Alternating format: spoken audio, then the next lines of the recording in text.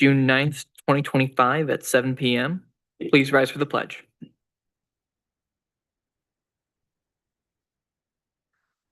Pledge allegiance to the flag of the United States of America and to the republic for which it stands, one nation, under God, indivisible, with liberty and justice for all.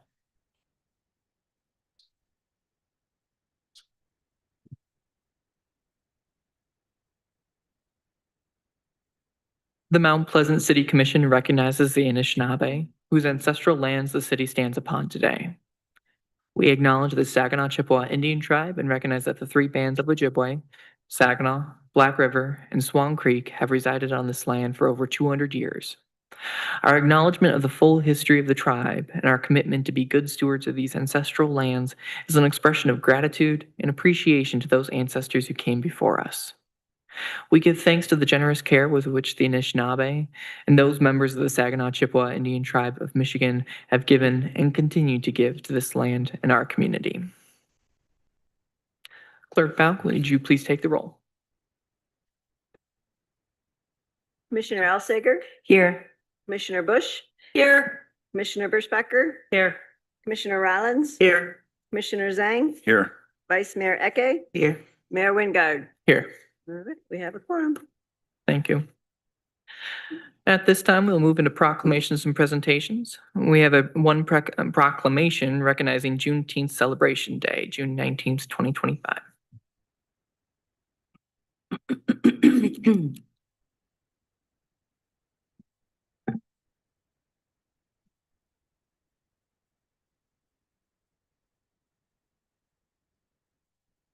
Whereas Juneteenth, or Juneteenth Independence Day, commemorates the traditional observance of the end of slavery in the United States and is observed annually on June 19th. And whereas President Abraham Lincoln signed the Emancipation Proclamation on January 1st, 1863, declaring the slaves in Confederate territory free, paving the way for the passing of the 13th Amendment, which formally abolished slavery in the United States of America. And whereas more than 2 years would pass before the news reached Texas, when on June 19th, 1865, Union Major General Gordon Granger and his regiment arrived in Galveston and spread the word that slavery had been abolished. And whereas the following year, the first official Juneteenth celebrations took place in Texas and have continued across the United States throughout the years. And whereas June 19th has a special meaning and is called Juneteenth, combining the words June and 19th, and has been celebrated by the African American community for over 150 years. And whereas the City of Mount Pleasant supports our nation's Declaration of Independence, which provides that all men are created equal and acknowledges that we should celebrate and enjoy liberty and justice for every citizen. Now, therefore, I, Boomer Wingard, Mayor of the City of Mount Pleasant, do hereby proclaim June 19th, 2025 as Juneteenth Celebration Day in Mount Pleasant, and further resolve to support the education and informational outreach by Central Michigan University on June 19th to involve our larger community in this celebration. In witness whereof, I have hereunto set my hand and great seal of the City of Mount Pleasant, Michigan, this 9th day of June, 2025.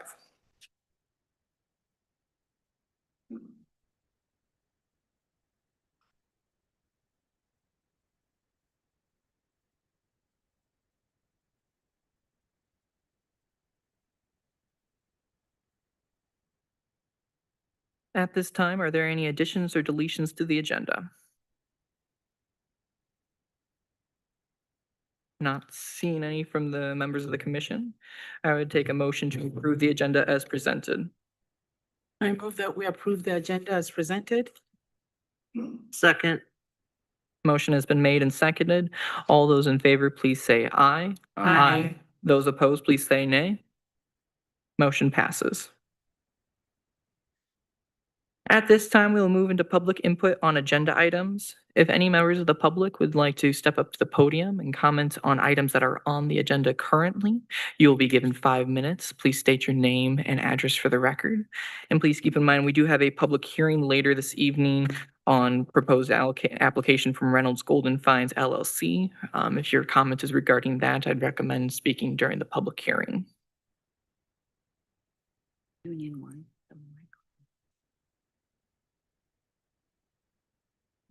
Hello, my name is Joseph Carrion. I live on 109 North Arnold Street. I'm here to speak today about the work session on the bicycle ordinance. I want to start by thanking the people that came out to our last commission meeting, as well as the commissioners for allowing more time on the matter. For anyone that doesn't know, I've lived car-free for the past 18 months. I go everywhere on bike and foot. The decision of this ordinance is crucial to me. With that being said, I am for a complete ban of bicycles, both non-electric and electric, as well as scooters in our parks. I'm also for a complete ban of all bicycles and scooters on sidewalks along roads that are 25 miles per hour or less. This is because there's a massive difference between feeling safe and actually being safe. Studies behind analyzing risky behaviors will classify riding on sidewalks as a dangerous riding behavior. This is because sidewalks are just not designed for bicycles, especially at intersections. Turns are sharp. Many intersections in our town do not have proper clearance for drivers to react to cyclists coming out at 15 miles per hour. And the speed ratio difference between a pedestrian and a cyclist can exceed 5-1. So although I may feel safer riding on a sidewalk, I could actually be putting myself and others more at risk. As a bicyclist, I understand more than anyone here how uncomfortable it is to ride on Broadway when it's full of traffic. But I also understand that drivers need an appropriate amount of time to not only see me, but to react to me. And a sidewalk doesn't give them that time. With all that being said, our parks, for the most part, are designed a little better. But there are still areas that I would say are not designed for bikes. And that's okay. But my main reasons for banning all bikes and scooters in our parks really come down to this. There is no regulations for purchasing bicycles in general. It's basically the Wild West. Batteries and electronics do not need to be certified. Companies can essentially sell dangerous products to save costs and sell a cheaper product. And kits can be sold that are also not certified to convert bikes to electric. This could lead to random explosions and fires. That's just something I don't want in our parks. There's also nothing stopping me from modifying my e-bike to remove the speed cap and exceed 20 miles per hour. This is a national problem that can't be fixed at our city level. Therefore, we should just have a straight ban and keep them on the street where they are most visible to our law enforcement and most accessible to our fire department. So in conclusion, please add a complete ban to all bicycles and scooters in our parks and any sidewalks along streets that are 25 miles per hour or less. These spaces are not fully designed for bicycles and don't have to be. Anyone can still get around just fine and can still enjoy our parks. Thank you. Thank you. Thank you.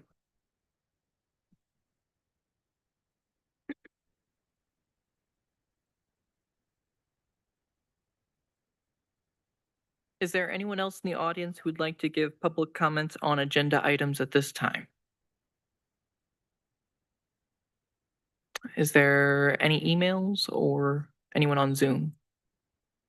No one on Zoom for public comment and no emails. Thank you. At this time, I will close public input on agenda items. And we'll move into receipt of petitions and communications. We actually have some this week. Manager DeSense, if you would. Receipt of petitions and communications this evening includes monthly report on police-related citizen complaints received, 2024 e-scooter rental statistics, and minutes of the Parks and Recreation Commission from April. Thank you. Okay, and then next we'll move into consent items. Manager DeSense, if you would read them off. Consent items this evening includes approval of the minutes from the regular meeting held May 27, 2025. Consider approval of the proposed 2026 through 2031 capital improvement plan and consider approval of payrolls and warrants. Are there any items in the consent agenda that members of the commission would like to move into the regular agenda under new business?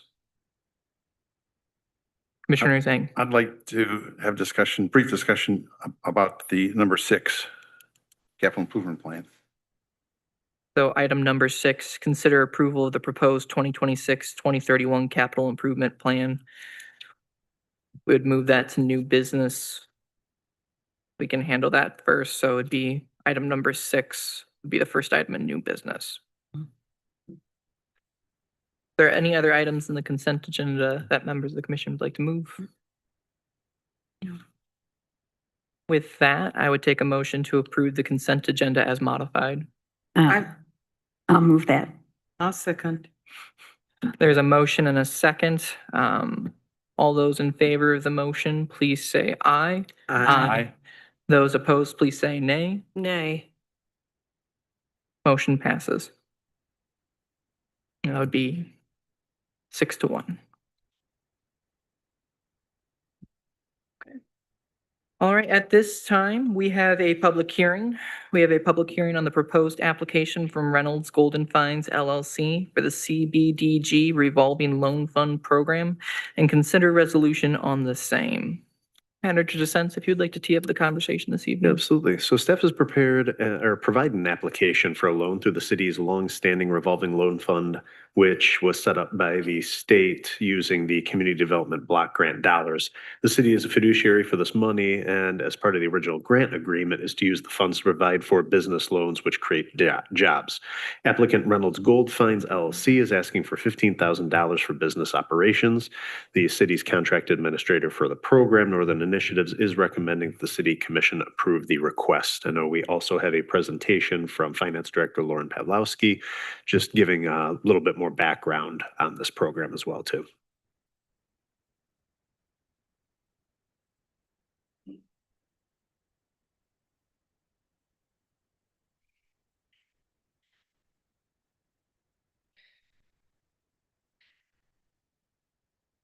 Hello, everyone.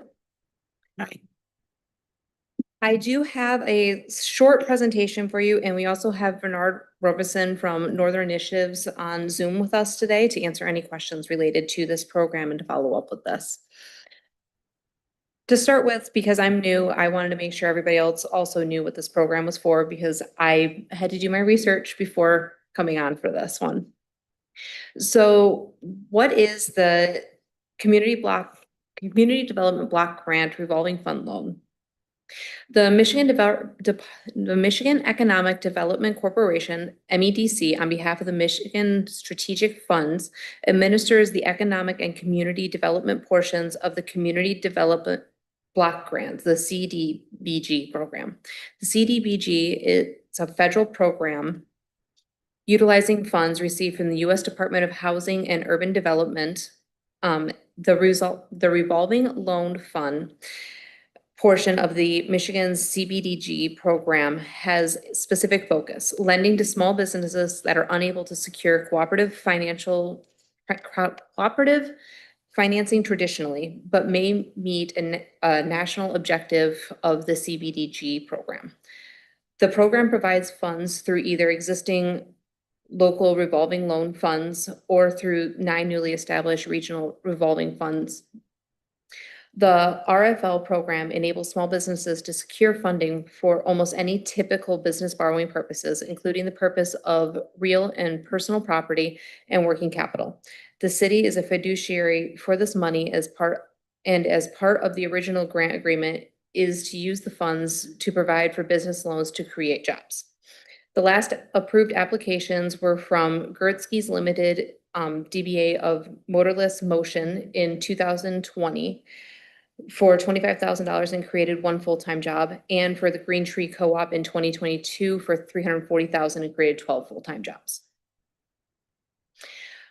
The application that we have today is for Reynolds Gold Fine. It's an owner-operated small business opened in December of 2024. It's a discount liquidation store and it purchases inventory from Mid-Michigan Pallets and GRB Liquidators. These pallets for their inventory cost about $350 to $850 and contain 300 to 350 items that they can then resell to the local community. Reynolds Golden Vines ask is for $15,000 worth of working capital to help meet their marketing material needs, reserves, help with accounts payable and their inventory. And it will create one full-time job. And that's what I have for the presentation for you. Okay, thank you. Are there any questions on this from the commission? My one question is, given those goals for that money, how will $15,000 fund a full-time job? So I'm sorry, can you hear me? I apologize I couldn't be there, but single father with some kids. They had soccer today, so I had to drop them off and I'm sitting in my car. But to answer your question, it there's more of an analysis that's done when we look at our loans to figure out if that full-time equivalent position can be created. So in this situation, we looked at financial projections over a 2-year period based off of the assumptions of the inventory that they're going to buy and what they're going to sell. And then we add in there an expense such as wages. And from there, we use a debt service coverage ratio to decide whether or not that job or whether or not that company can afford a job or a full-time equivalent position. But not only do we look at that, we also look at what is the reasoning behind needing a full-time equivalent position when they're requesting the money. So they have to prove that. And in this situation, specifically, with only one person working behind the register and attempting to operate a retail store, if you will, eventually, in order for them to grow, they would have to hire someone. It's not possible for one person to man the register, help customers on a consistent basis, especially as the business grow.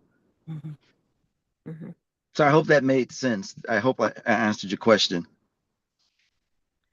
Thank you. You're welcome. Vice Mayor Ecker? Mr. Robertson, thank you for the feedback. Mhm. I'm assuming that this money is simply seed money to create this particular position and that eventually this position would be funded by the business, right? Yes, that Okay. is 100% correct. Okay, all right, thank you. You're welcome. Any other questions on this topic from the commission? Okay, not seeing any. At this time, I will open up the public hearing.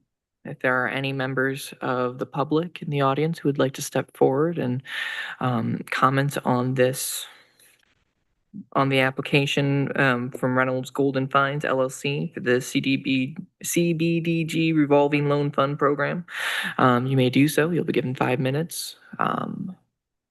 Please state your name and address for the record.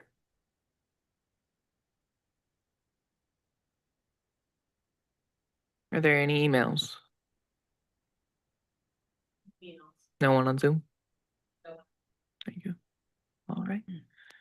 Not seeing anyone from the audience. In that case, I am going to close the public hearing. Coming back to the. Oh, No, I was gonna say thank you all. We appreciate you. Thank you. Yeah. Thank you. Still, action is still required for the item, either resolute from the commission. Staff is recommending a resolution to approve. Is there any further discussion from the commission, or is there a resolution or a motion? Commissioner Perschbacher? I move that we set forth the resolution to fund this Reynolds Golden Fines LLC. I second it. I heard Bush first, Commissioner Bush first. It's okay. Anyway, just making it as clear for Clerk Wixon as I can. All right, the motion to approve the resolution, so we would fund Reynolds Golden Fines LLC for the 15,000. That is the motion there. All those in favor of that motion, please indicate by saying aye. Aye. Those opposed, please say nay. Motion passes. Okay. That's the end of the new business I flipped, end of public hearings, which brings us into new business for the evening. Item number 6 from the consent agenda, consider approval of the proposed 2026-2031 capital improvement plan was moved into new business. Manager DeSenza, if you want to just give us a brief overview of just actions we taken or other information. Yeah, no, the capital improvement plan was the subject of a couple of different work sessions held by Lauren Pavlowski with the City Commission. She provided a presentation on the full proposal. The CIP plans to use $34 million for infrastructure and quality of life improvements. City Commission's asked to approve this proposed capital improvement plan, as today is the last day that we can per the charter. Thank you. All right. Commissioner Zhang, you had asked it moved out of the consent agenda. You may speak first on this topic if you'd like. The capital improvement plan is prepared annually. There are two elements. The first, the capital improvement plan, and the second is the capital budget. Adjustments to the CIP were made on current priorities, needs, and anticipated funding levels. Having a capital improvement plan helps coordinate the city's physical planning and its fiscal planning capabilities. Ensuring the public improvements are undertaken in the most desirable priority, and ensuring that the maximum benefits for money is expended for public improvement. Also, permitting city construction activities to be coordinated with other public entities. And also producing savings in the total project costs by promoting pay-as-you-go policy and capital financing, thereby reducing additional interest and extra charges. Planning adequate, it also allows adequate time for planning and engineering of the proposed projects. For these reasons, we need to approve the CIP by the deadline. It is never good to see a proposed CIP which admittedly does not properly fund repair and replacement of existing capital assets. The CIP acknowledges deteriorating infrastructure and not sufficient funding to fix it. I plan to vote to approve the CIP for 2026 through 31 because it is prudent to allow the administration to do things previously mentioned. The administration staff will need to address these issues of funding as they prepare the financial budget. My voting for the approval of the CIP, however, is contingent upon removal of one item from the CIP. I cannot vote for a CIP that includes a plan that is inherently dangerous to people. The GKP Riverwalk North Connection advocates crossing Pickard without protection of a stoplight. The city administration says, and I quote, "Pickard is a high-speed road. It is high traffic, high capacity traffic area," unquote. I do not, and we're going to steer thousands of people, including children and handicapped people, across that road. I do not want to be associated with steering pedestrian traffic across the road without ample protection. It is dangerous and perhaps deadly. There are solutions to this problem, but until a commitment is made to solve this issue, it should not be part of the CIP.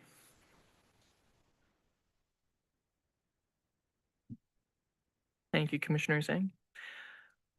Other members of the commission, any comments, questions on the item? Commissioner Alsager. I will also be supporting the capital improvement plan. Gotcha. Okay.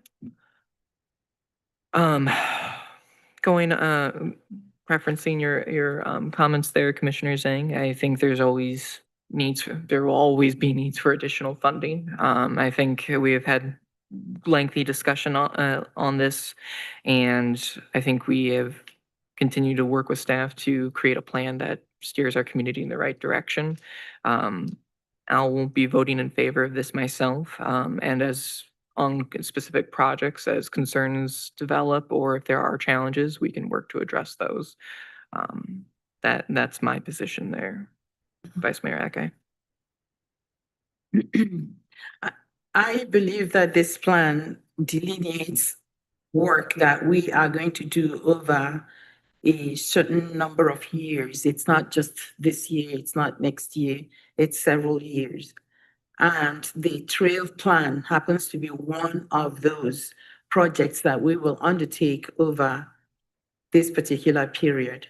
I don't see the need for withholding the approval of this budgetary item because there is a project in there that we may not necessarily undertake this year, but we could undertake next year or the year after, and for which we might seek funding. My understanding is that we have sought funding for that particular trail in the past or some grant.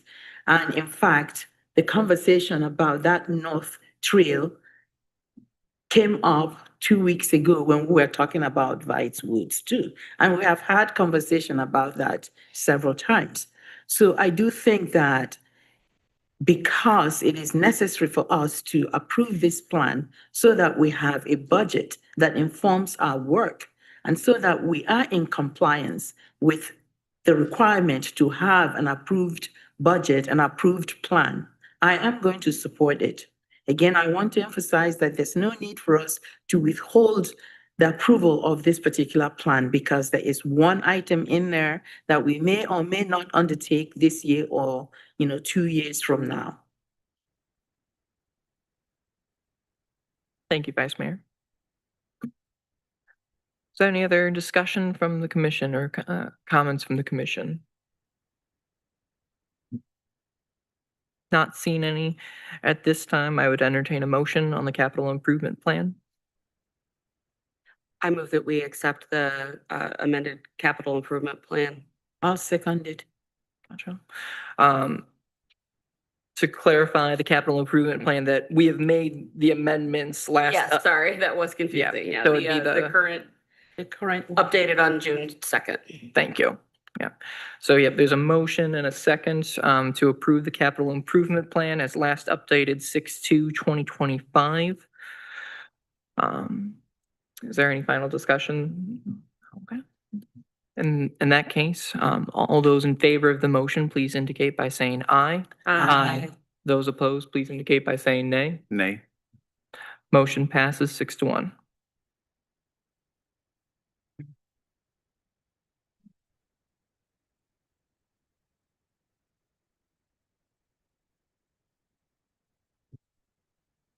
Okay, this brings us to number 9, new business. Consider whether a public hearing to adjust the 2025 millage rate should be held. Manager DeSense, if you would. So in 2024, the City Commission approved the 2025 operating budget and approved a total millage rate of 16.25 mils.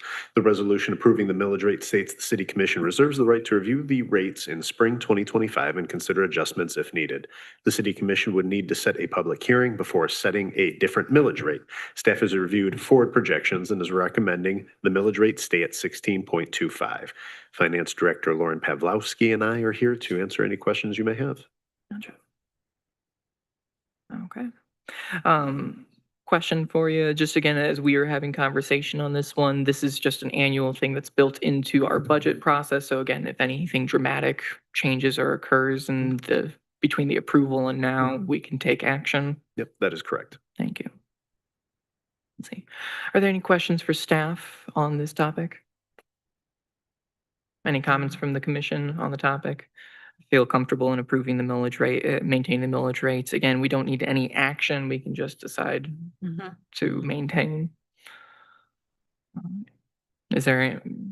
I guess I would just like to express gratitude that we can maintain stability during this time of much instability. And I think that says a lot to the fiscal responsibility of the city and our commitment to making this a livable place for our community and property owners. Yeah, I'll concur.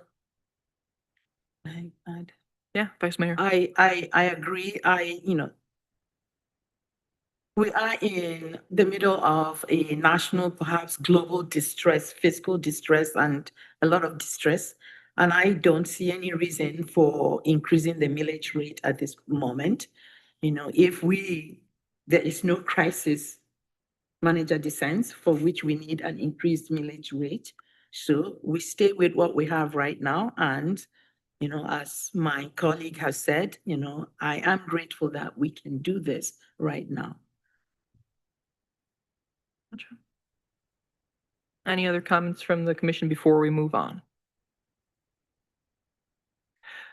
Seeing none, we'll move on from item number 9, no action taken. All right. That brings us to item number 10 on our agenda, consideration of final draft of EPIC MRA survey. So at the last meeting, we had a work session. Draft 3 of the draft that we've been working on was provided. It should be at the top of your emails. Commissioner Bush, I have a digital copy if you'd like a paper copy. Gotcha. But it should be back again at the top of your emails as well as I emailed that out. Talking through this process, I just want to kind of make a couple comments. I'm not sure on the specific meeting that it was. I believe it was when we were talking about goals and objectives earlier this year. But Vice Mayor Eke asked Manager DeSense what the current organizational culture was, and he said that, you know, it is one in transition, and I think that that's a fine way to put what we are working with right now and what our focus is today. Since 2020, both from staff side and from a commission side, we have seen changes in leadership. We've seen new faces again on the commission, in City Hall and in leadership. We've seen changes in technology, the prevalence of work from home. We've seen different union contracts be approved, updated, and go through. We've seen new faces come in on staff, old faces leave either by retirement or just seeking change. And so we are seeing a lot of change within the city. And right now what we're working on, this survey, I think it's the desire of the commission to be able to check in to gauge what the climate and the culture is. So that way we can work effectively to address anything that needs to be taken care of. I think that is the guiding mission that we've worked with on this survey, is to again be able to see where we're at as an organization, just with the numerous different things that have come our way, and that's not just us, but that's any organization that's out there, any small, large organization. There have been a lot of changes over the past 5 years. And so again, this is just an opportunity for us to really check in with our team and the community that we have working with us. Going back to the survey itself, the specifics, I think, again, the during the first work session, I think we ironed out that the majority of we were able to accept the majority of the questions in there. I think there are a few questions that had some back and forth over whether or not we wanted to include those as part of the survey. So potentially some language, but I think the bulk of the survey itself was ready to go. Now, what I'm asking the commission for this evening is if there are any changes we'd like to make. I think we could finalize those by either making a motion to add or cut either several questions or a single question, or adding a single question.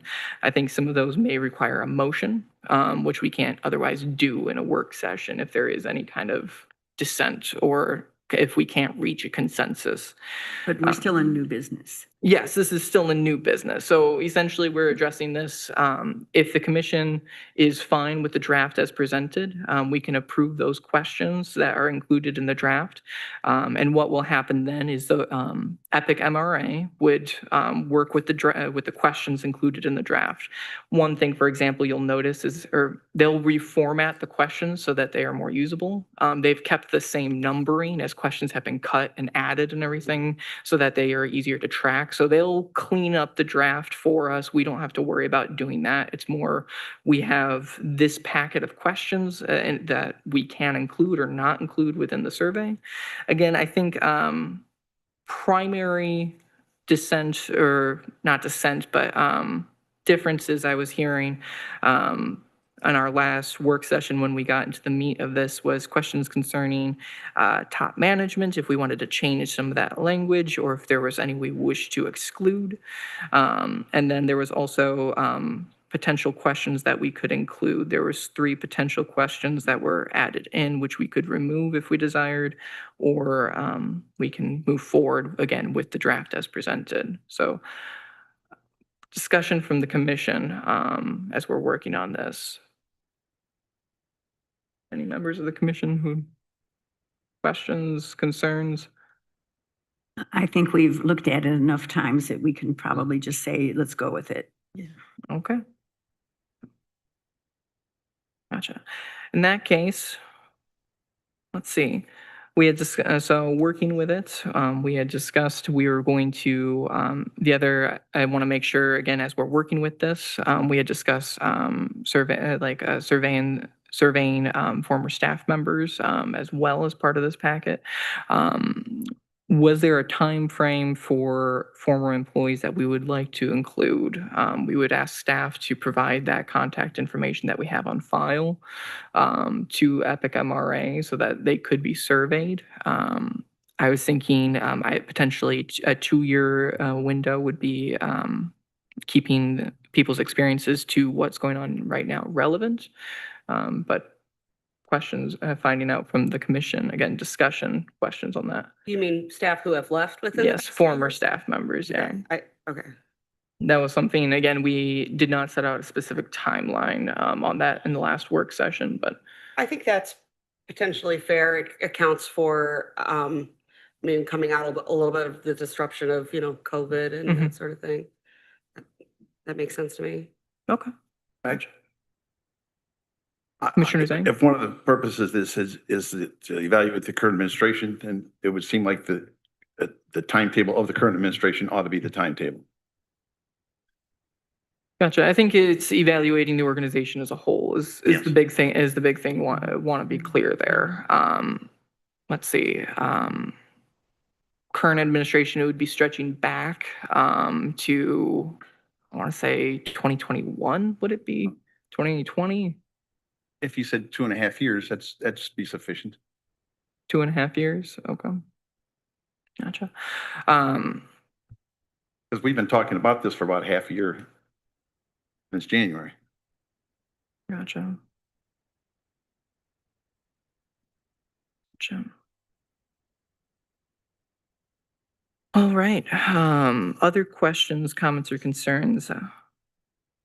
Items from the commission? I am going to propose something slightly different because I do think that the experiences, post-COVID experience, COVID disrupted a lot of things. And if we're going to be fair, I would go from the point where we came back after COVID to now. That gives us a representative and, representative picture of both and in fact, let me just back up briefly. One of the questions that I would like to have seen in here is one that addresses the impact of COVID on, how they see, because I do think that had an impact on how people have been working or perceiving themselves in terms of the relationship with.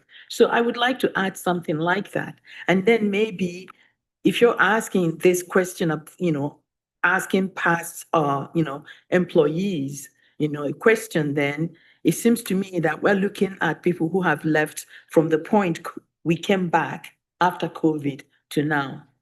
That would be, my recommendation, because I think limiting it to 2 years doesn't really help me a lot or enough. People left a year ago or 2 years ago, probably because something happened immediately following their return after COVID. So I think, it's important to add that because this survey, and I don't know how to do it in here, to say to what extent did COVID, did working conditions under COVID affect your, your work and influenced your departure? Consider that for the moment. Commissioner Bush? I'm afraid that might be a little leading and additionally probably not relevant for many people taking the survey. I mean, I would not want somebody to judge my performance based on what I did during COVID. And I think that the question, that's one of the reasons why I really lobbied for question 60, where it says, please feel free to use the space below to add comments about any topics that you will feel were not covered in the survey. Okay. And they could come and say, you know what, after COVID, I just didn't like it anymore. And I mean, so because I think you're correct that it's definitely going to be relevant for some individuals, but I'm a little bit concerned that it may distract from the rest of the data that we're trying to collect and be potentially leading. So that's my thoughts about that. I'm gonna, Go to. Commissioner Alsager. I wouldn't agree with Commissioner Eke's proposal because you're assuming with that question that you're only questioning people who have left, and none of the rest of the survey does that. Oh, that's true too, the way. But okay.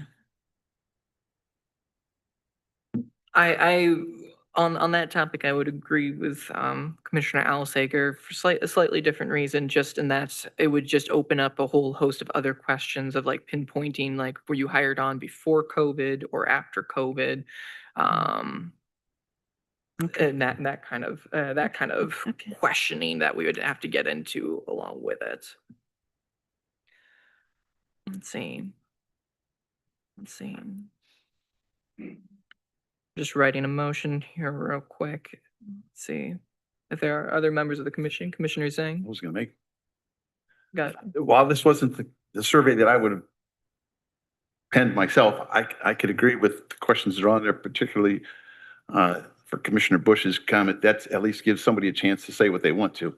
But so I'd make a motion that we accept the final draft here from the EPIC MRA survey and include former employees up to 2.5 years ago. I'll second that. Okay, thank you. That about sums it up. So yeah, the motion on the table, motion and a second. The motion on the table is again to approve the draft as presented and include the surveying of former employees of up to 2.5 years ago. A vote in favor is to move forward with this survey. Vote against would be not to move forward with that. Before we vote, is there any final discussion or comments from the members of the commission? Seeing none, all those in favor of the motion, please say aye. Aye. Those opposed, please say nay. Motion passes. Commissioner Zhang?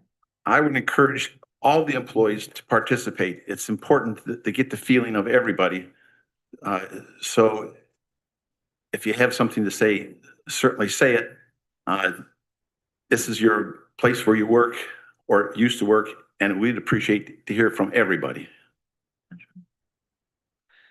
Yeah, final item on this is just a reminder that this will be anonymous. And the data also will be anonymized back to us as the commission. We will not receive any kind of, no employee and no elected official within the city of Mount Pleasant is going to receive any kind of data that would identify anyone.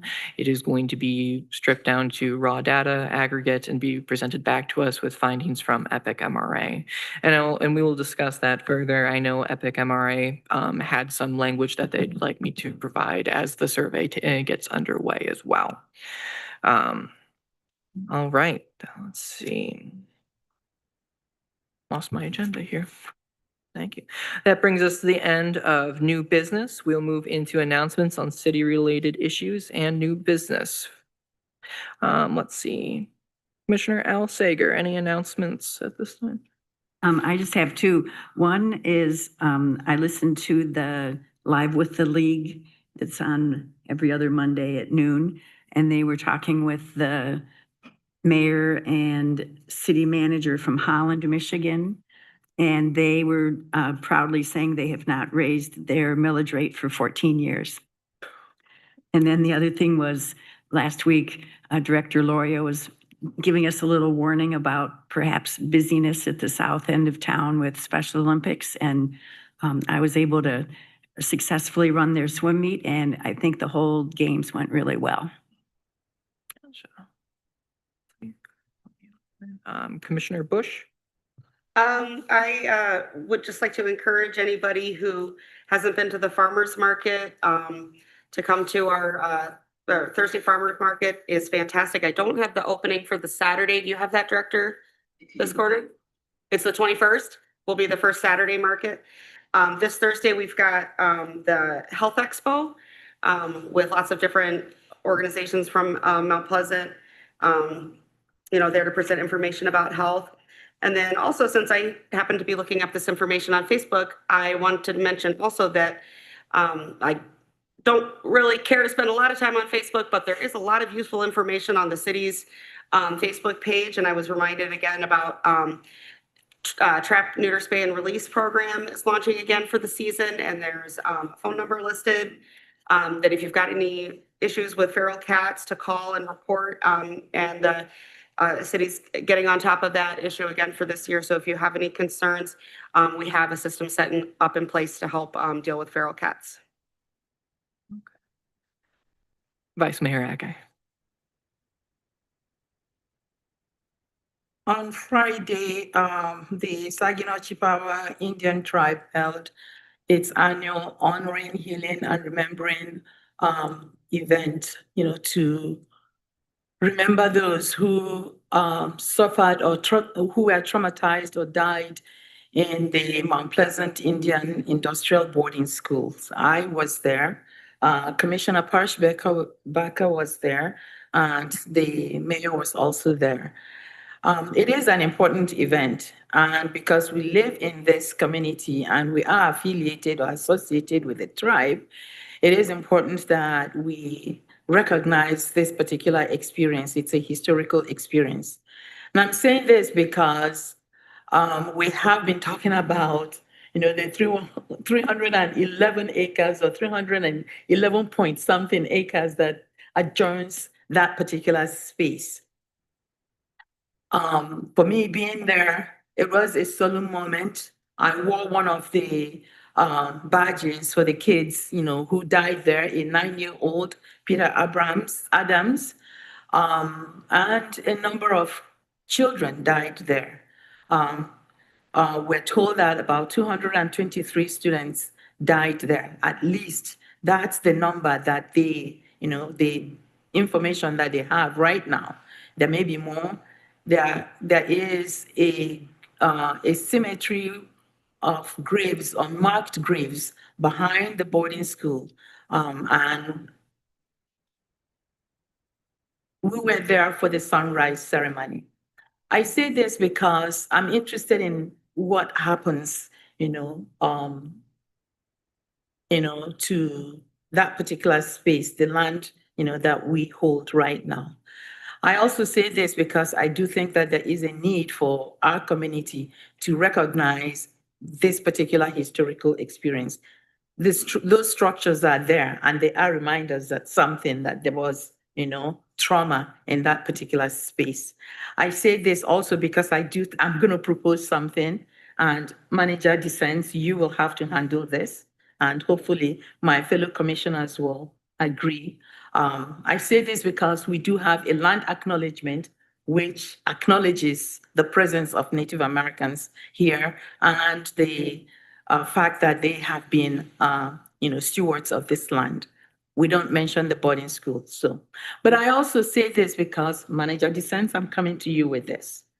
I think it is time for us to have, hopefully my fellow commissioners would agree, that we invite people from the Saginaw Chippewa Indian tribe who actually have done some research about the boarding school to come and talk to us, maybe a short presentation about the boarding school, about that particular structure, so we can organize that with them. I also understand that we could ask for a tour of the buildings that have been maybe not necessarily rehabilitated, but they have done some work and they're giving tours. And so if we're going to talk about what to do with that piece of land and how we can, whatever we're doing connects with that, I do think we need to have some kind of information so that we act from an informed position. And that's why I'm saying what I'm saying today. And I hope my fellow commissioners will come with me on this particular issue. Thank you. Is there interest from the other members of the commission to potentially receive presentations from members of the tribe, do a tour potentially of the grounds there? Yeah. Gotcha, I'm seeing, nods of assent there. So, yeah. Thank you, Manager DeSenz, for working on that there. And thank you, Vice Mayor, for bringing that to our attention there. Let's see. Commissioner Perschbacher. There's a couple of things. First, I'd like to remind everyone that on the 17th, 18th, and 19th of June, CMU will be holding their Juneteenth celebration. You can find that information on cmich.edu. They'll have a virtual keynote speaker on Tuesday at 6 p.m., which you'll RSVP for the link. On the Wednesday, the 18th, from 11 to 1, they'll have a documentary and lunch at CMU. And on Thursday, June 19th, the Juneteenth celebration will be at Island Park from 4 to 8. I'd also like to reach out and let everyone know, please be careful when you're walking in the parks and the trails. One of my children have contracted Lyme's disease from a tick. She's being medicated and taken care of right now, but that is something that you need to be aware of. Please use DEET, spray on your legs. I could tell you she was in Chippewater's walking around and that's where she got it. Just to be aware, because of climate change, because of the warming weather and the things that have happened around here, we will see more insects, not just invasive plant species, but we will see more insects. We'll see an increase in mosquitoes and ticks and fleas. So please be aware of that. And it does, I can tell you from looking at it, it does look like a bullseye and it does make you very, very sick. It's flu-like symptoms. I'd also like to remind people that we, watch out for our walkers and our runners, as well as our bikers and scooters. There are many areas in Mount Pleasant that does not have sidewalks, and runners and walkers, along with bikes and scooters, will be riding on the road in some of those areas. Remember, if you are a walker or a runner, jogger, that you run against traffic. If you ride a bike or scooter, you ride with traffic. And bikes and scooters must obey all traffic laws. So be sure when you're coming up to that stop sign that you stop and you look and then you go. Don't just buzz through there because you took a quick turn with your head. Okay, that's how accidents happen. Thank you, Commissioner Perschbacher. Commissioner Rollins. I have nothing at this time. Okay, thank you. Let's see. For myself, I want to comment that yes, on Friday we were able to, members of the commission were able to attend the Honoring, Healing, and Remembrance Day at the Mount Pleasant Industrial Indian Boarding School. It was a very impactful experience. I would encourage all residents of the city to be able to attend. I believe it happens annually on June 6th. Thank you. Yeah. Let's see. Juneteenth events were covered already. The last item was a bit more for the commission. The appointments committee, we will need to be meeting here again soon. One thing I wanted to discuss and kind of get feedback from the rest of the commission, especially those who attended the Ukiah Exchange. We might consider expanding the International Relations Committee, bringing on a few other members of the community to help prepare. I believe there is going to be a visit next year is when we were planning on hosting members of the Ukiah study delegation. So to start that planning process and start laying the groundwork for that visit, wanted to if there's interest in that from members of the commission, that's something we could talk about like organizations within the community that would be good to outreach to. Okay, Yes. okay. Commissioner Bush, yeah. I would be interested in inviting a teen representative, perhaps somebody who serves like a 2-year term, so to speak, to help improve engagement in at the high school level. Gotcha. A teen representative, A young person. gotcha, to serve as High like the school. city's designated representative? or- No, Oh, as a, to yeah. gotcha, I see what you're Yes. saying, yeah. Gotcha, reaching out to the high school to Yeah, engage a member. multiple high schools to be fair, but, just, it's something I discussed with a couple of other IRC members. Just want to kind of talk about what that might look like, to just increase engagement. Mhm. Especially if we could include someone who had done the exchange, that could be especially, Or is preparing for the exchange or something, because the exchange is offered every other year for students who are sophomores and juniors. So there is a limited window in which those things would be overlapping. So it could be a potentially sought after position, because it might, make you more likely to be one of the individuals chosen for the program, I would expect. But just to kind of, Commissioner Pershbacher and I were talking about several different ways that maybe we could perhaps engage with the Mount Pleasant Public Schools, with the IRC, because it really is ultimately something we do for youth exchange. And just kind of increase the ways we make those connections. So it's got more depth than just the every other year exchange, which is fantastic. I'm super proud of everything we've accomplished, but I think that means we could do more because we're doing such a good job. gotcha. Okay, yeah, so we'll have additional conversation on this then, appreciated. Okay, let's see, that was it for me here. Commissioner Zhang? There's a hazardous waste coming up. I'm not sure the exact date though, but it's so if you have, you might go online and look, if you have oil-based paints, batteries, fluorescent bulbs, things like that, that you should not be throwing into the trash or flushing down the toilet. So get rid of your old oil and everything. And that's at the fairgrounds. Okay. All right, that brings us to public comment on agenda and non-agenda items. If there's anyone in the public who would like to step forward to offer comments on any items on the agenda or off the agenda, anything on your mind, you may step forward and be given 5 minutes to speak. I just want to follow through with Commissioner Zhang. It's June 14th, so it is this Saturday. Thank you, Commissioner Bush. Yeah. Okay, yep, you'll be given 5 minutes. Please state your name and address for the record. My name is Kathleen Martin. My address is 401 East Palmer Street here in Mount Pleasant.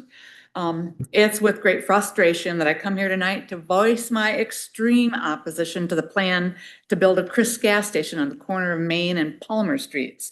The current structure has been neglected. It's needed demolition or rehab for a lot of years, but I wasn't aware that the property was even for sale. It was last Wednesday when I first learned that the Planning Commission was voting on a request for a special use permit and a site review plan allowing the demolition of that old trains building in order to build a Chris gas station and convenience store on that corner. By quickly spreading the word to our immediate neighbors, it became quite clear that no one we talked to knew anything about this plan and no one was in support of it, which is why I'm guessing the Planning Commission and Chris went about this plan without notifying the neighborhood. We learned in the meeting last Thursday that the only requirement legally was to notify neighbors within 300 feet of the proposed business or boundaries. They had to know there'd be opposition and resistance within our neighborhood. But I guess the allure of tax windfalls meant putting profits over people, so the plan remained a well-kept little secret.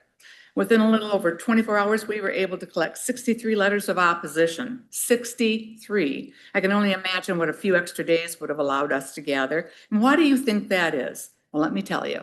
The Old North End is a community of families, many young children, a lot more retired folks. Many of the homes are well over 100 years old, and they've been owned and lived in within the same family for generations. Between Pickard and downtown and Main and Mission, this neighborhood is a well-walked community. Neighbors know neighbors, and we take pride in keeping our homes and yards maintained. Over time, the student population has moved out elsewhere, and the landlords are now renting to single families who can't really afford the more expensive places in town. Even those homes are being relatively well maintained. With the current foot traffic that we experience, there are some who still think nothing of tossing their trash and cigarette butts in the yard, but it's manageable and we keep stuff picked up.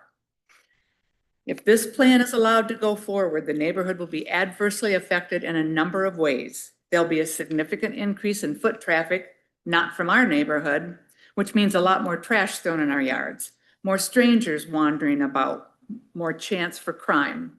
There'll be a significant increase in vehicular traffic, and they won't heed the speed limit or pay attention to the yield signs because traffic going through there now doesn't. There'll be a greater risk to the young children who tend to dart out into the streets after a ball or on their bikes. A CRISP representative on Thursday night gave many assurances that they would follow the guidelines and use all safety measures to decrease risk from fumes and contamination of groundwater. But decreased risk doesn't mean no risk. Accidents happen, spills happen. Malfunctioning equipment can occur. And sure, you can use a hose to clean up accidental spills. Even rainwater will wash away liquids from the paved surfaces, right into the storm drain system or groundwater. And let's not forget that the Chippewa River is only a few hundred yards away from this corner. This really needs more study to determine all the risks that haven't been fully assessed. Additionally, it's common for vehicles to be left running while a driver or passenger runs into the store to grab a snack or a drink. CRISP can't prevent the significant cumulative hazard posed to neighbors from idling vehicles which emit exhaust vapors. I've attached an article from the Scientific American in response to the question, and I'll give it to you. Is it safe to buy a house close to a gas station? The answer is no. CRISP representatives assured the public on Thursday night that light pollution would be minimal, as LED lighting would be pointed downward and better contained, but better contained does not mean none. Stop downplaying the light pollution. We're not stupid. CRISP also said they would not stay open 24 hours a day. So they would close at 10 o'clock. What? And miss all that bar traffic? That's the only kind of traffic happening downtown after 11 o'clock. That plan can always be altered later on, eh? The corner of Main and Pickard is being touted as the gateway to downtown Mount Pleasant. You think a gas station is going to inspire people to come downtown? Actually, if you're going to monitor traffic for a few weeks, you'll find that people access downtown by taking Broadway off Mission, or they take Fancher to Broadway, or they come north from High Street to Main. There are a lot of ideas that would be much more appropriate in welcoming people to downtown Mount Pleasant, things that could honor the Trains family. But that would take time to put it together, and it wouldn't generate as much tax revenues for the city or line Mr. Engler's pocket like a gas station. Give us a chance to rescue the old North End neighborhood. There are already 7 gas stations within a half mile of this property, 3 of which are within 5 blocks, and none of them pose an immediate risk to an established neighborhood. I realize Ms. Powideko is anxious to make her mark to bring business to Mount Pleasant. But in addition to yet another bar, yet another pizza joint, yet another cannabis facility, I think we're up to 12 now within a mile of downtown out of the 32 already located in this Isabella County. The one thing we don't need is a gas station in that location. This isn't New York. This is the old North End neighborhood where our homes will lose value and the taxes they generate for you will decrease. Established homeowners will move. I realize the CRISP proposal meets the criteria, but as a matter of principle and out of respect for an entire neighborhood, I suggest just because you can doesn't mean you should. And remember, we vote. Thank you. Here's the scientific. Okay. Thank you. Is there anyone else in the audience who would like to step up for public comment at this time?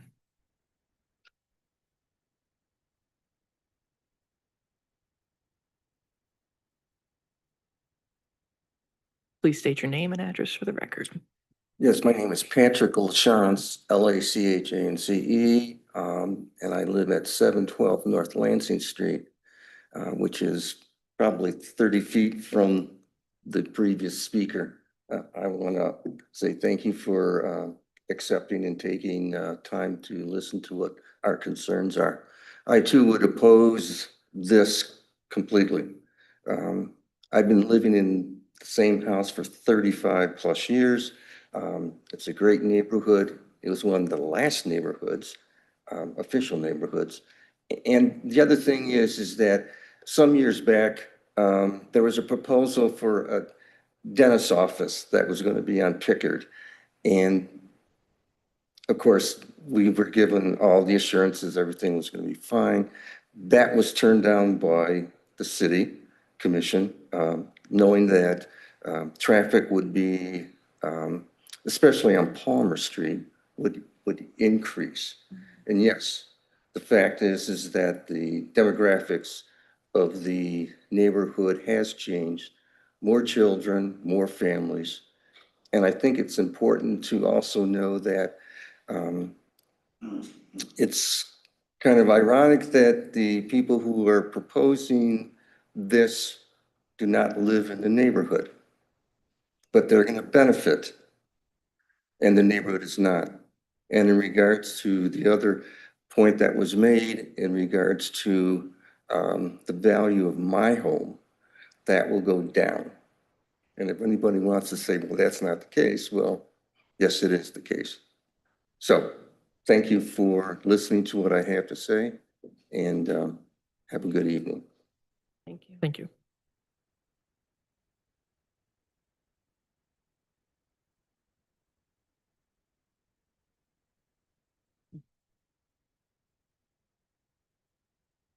Good evening. My name is True Mashinsky. I live at 721 North Fancher Avenue. I am on the corner of Palmer and Fancher. And I oppose what the Planning Commission has decided to do with the old historic North End. Our area is historic. There's some beautiful homes that have been stated before, but there are smaller homes. And the smaller homes are very affordable for first starter families.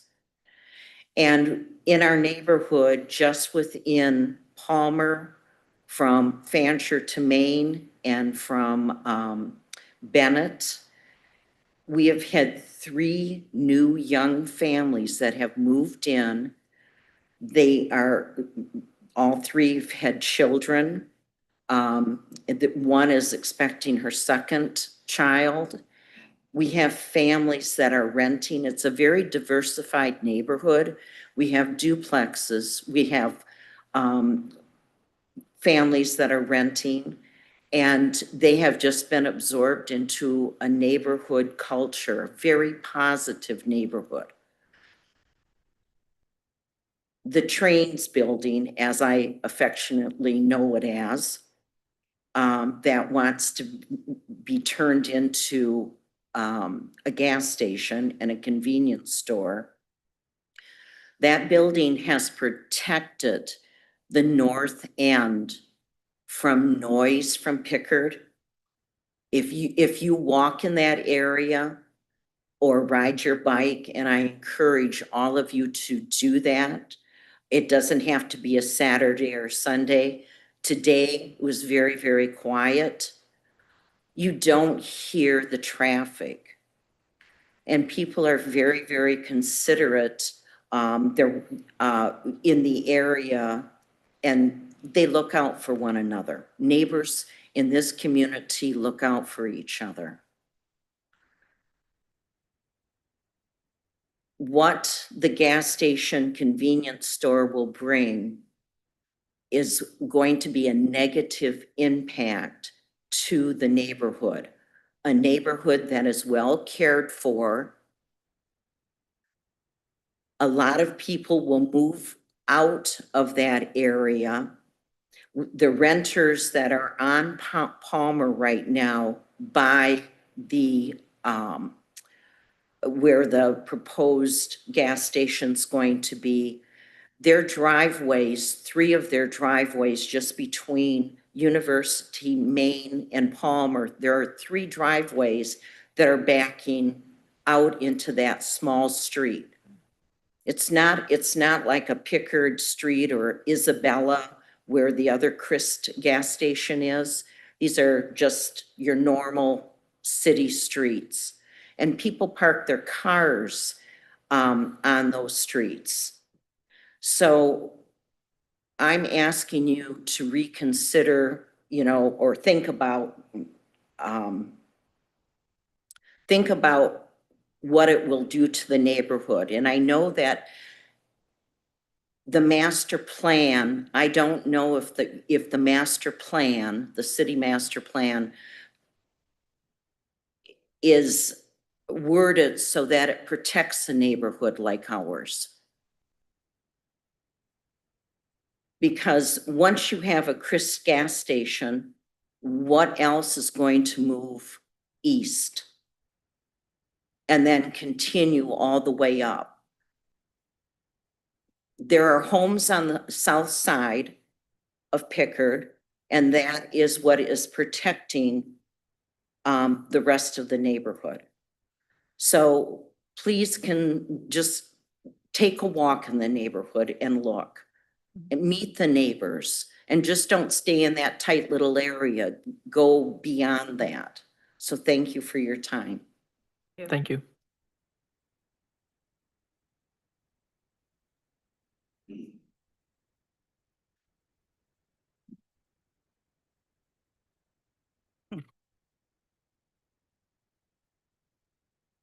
Hi, my name's Dan Herrera. I live at 113 East Bennett. Where should I start off at? It's a quiet neighborhood. People walk, people ride their bikes, kids go out play in the street.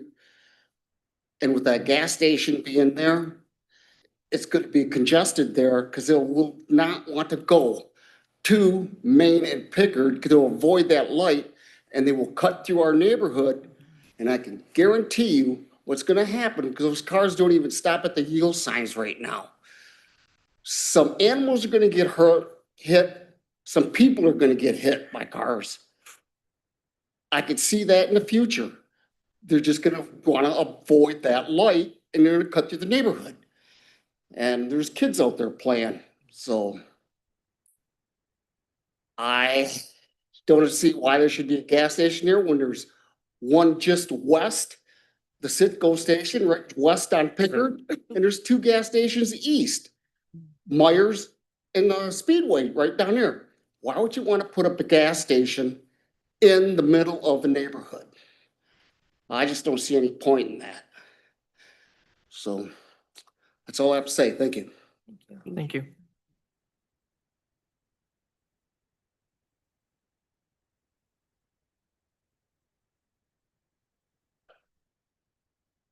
Hi there, my name is Brenda Dzelski and I live at 722 North Lansing and my side street is Palmer. I'm exactly on the corner, probably no more than 5 feet from the road. And I'm gonna tell you, I agree with all my neighbors and everything they have said, and it's taken me probably 2 years to get flags at my yield sign because people will run it where Palmer is a straight through. In fact, today I was talking to my neighbor. They didn't even look, going 45 miles an hour, just blew it. Somebody could have got sideswiped. It's just a bad area. And when you're coming down Pickard, everybody's gonna turn left in that left turn lane to go down Fancher. Then they'll turn down Palmer to go to the gas station because there is not a left turn lane in that area on Pickard. But other than that, I just wanna say, I don't think it's a good idea and it could be utilized for something much better and more becoming to our city. But anyway, thanks for your time, and I agree with my neighbors. Walk through the neighborhood and look. Thank you for your time. Thank you. Thank you.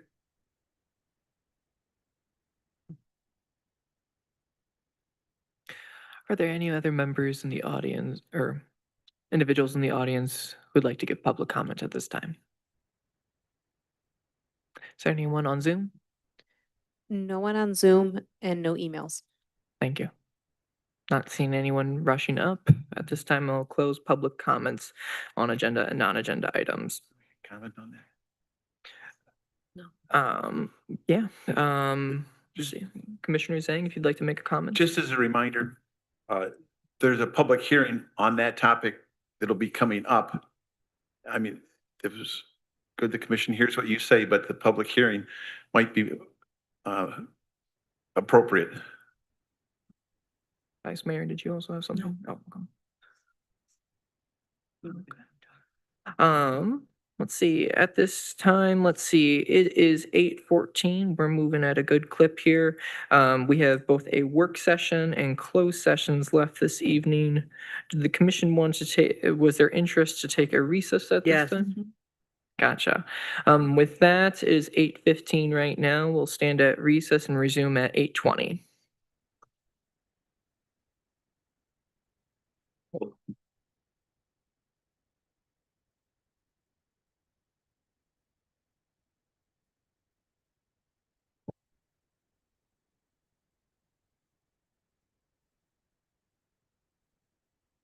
I think well, I noticed it was 63 workers' proposition, and I can't say that. Yeah, I say Can't speak hopefully for the that commission.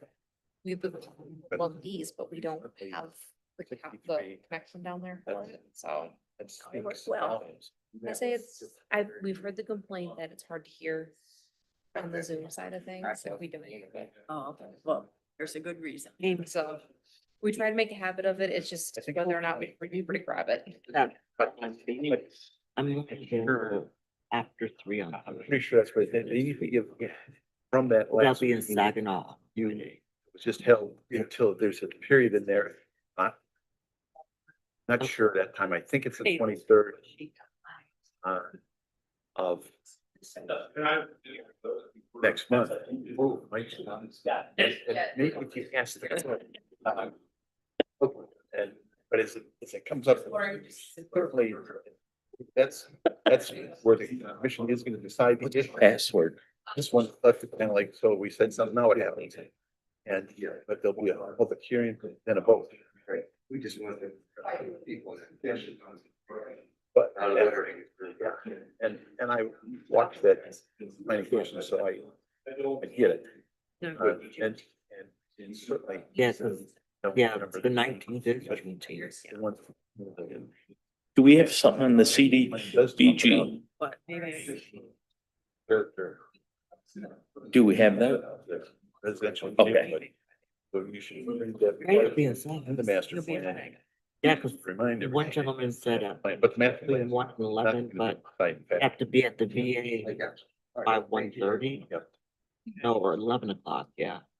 So it's an hour drive there, hour drive back, so I'm gonna miss that whole window.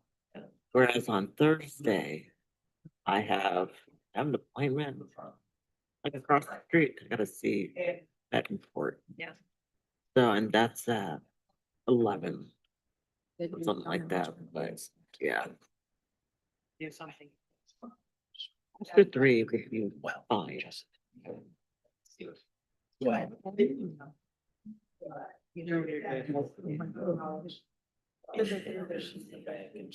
They have AC on, I'm freezing it. Don't think I'm painful. I'm like, oh my God. Oh. At least I'm not falling asleep.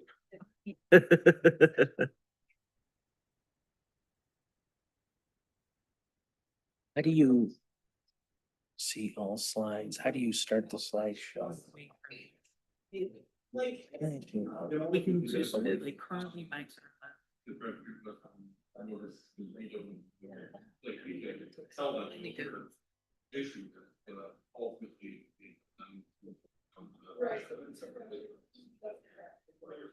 So the majority of the ones that I do make sure that dripping blood. It's Jason. So yeah, so I can say that would be to discuss, but. With that, you should run it and say, hey, here, because, you know, I mean, I appreciate, you know. So. I love the event. Yes. Yeah, she's been throwing out into the migraines of.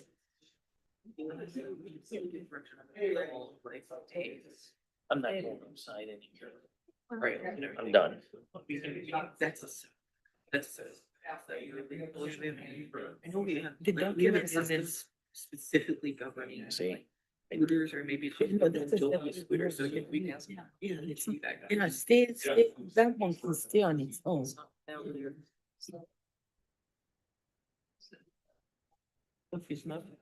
I wonder if it does, it just doesn't look that way here. Maybe. Yeah, okay. Yeah. I mean, the space is not, this is just. But it's big money, it's all. You know. It's for safety.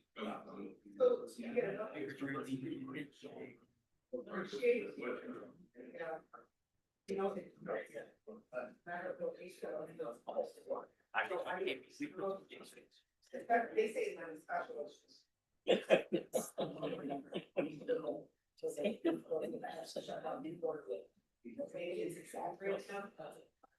Well, I see that I got to be the recipient of some of the life insurance. So. Yeah.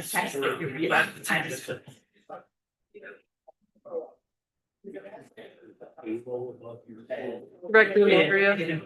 And so it's also. It just shattered. Yeah.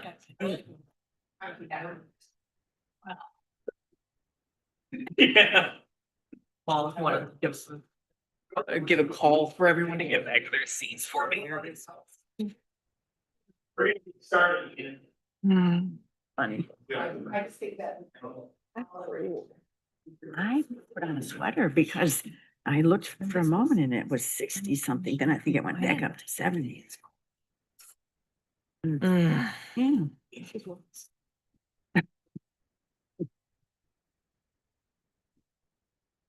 Oh, gosh. Oh, okay. Call us back to order at 8:21 for our work session. Our evident discussion on chapter 72 of the city's code of ordinances entitled bicycles regarding the usage of motorized bikes and scooters on city-owned trails.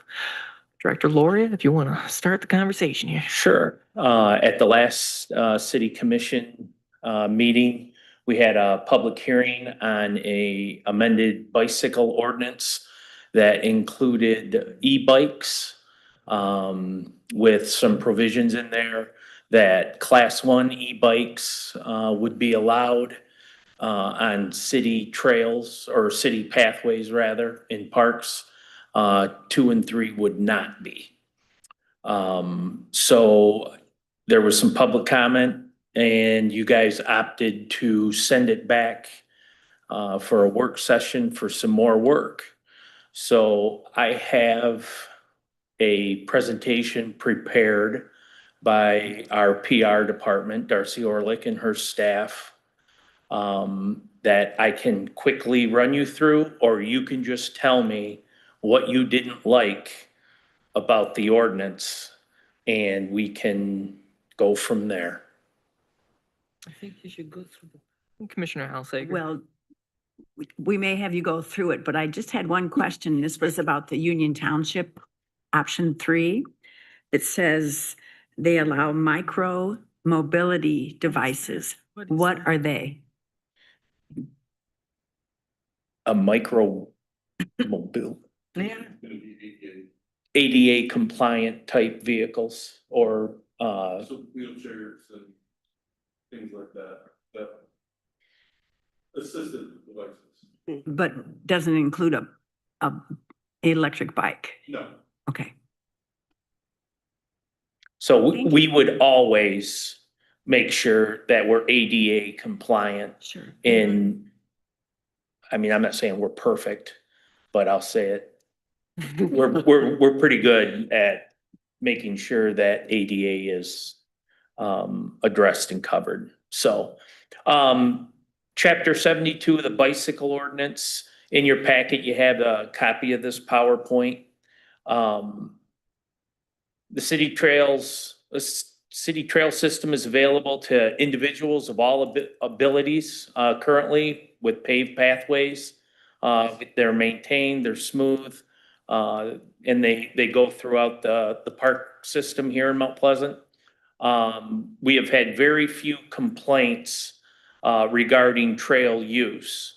Now, I know that we received 1 or 2 about bikes coming very close to walkers or other pedestrians that are using the trail system.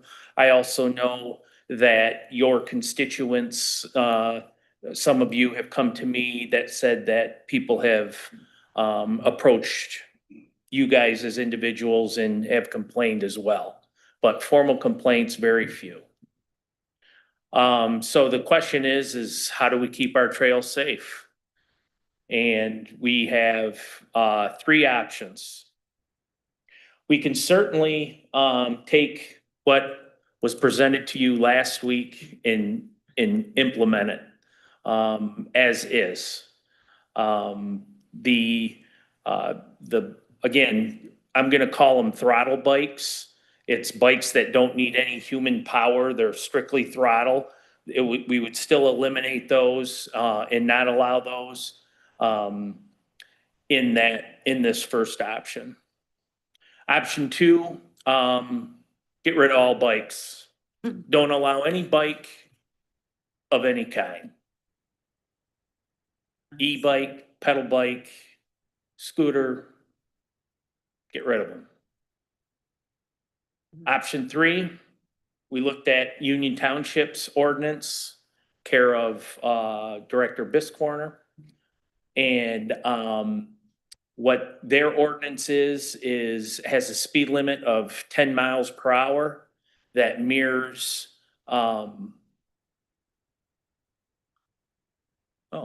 there it is. Primarily used for pedestrians, bicycles, and micro mobility devices, not intended for motorized vehicles.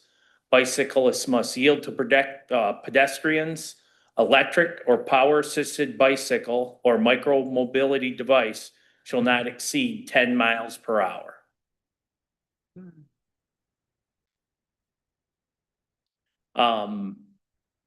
In the end, I think any option that we do, we obviously want to be considerate. If we're going to allow bikes, we got to control the speed, travel on the right, pass on the left, announce yourself on the left, passing, some sort of audio indication that you're overtaking. Don't block the trail, listen around you. I know people like to run with earbuds in and whatnot, but it's one of the senses. And when you take one of the senses away, we like to curb pool our senses together to be very efficient and effective. You take one of them away and now you're less effective. Keep dogs on a leash. That was a big one and personal to me because of some things that have happened with dogs that are unleashed. So, and then in the emergency, call 911. So here's a summary again of the options. I will just leave this up. I know that Director Biscorner wants to talk about the further vision of bicycles and what would happen or what could be the unintended consequences if you were to ban bikes altogether from the pathway.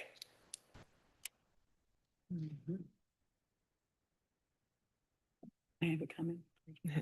Commissioner Al Sager, if you'd like to make a comment. I have an idea of what part of what you might say might be that a lot of the riders on the city pathways are kids. That's part of it. Okay.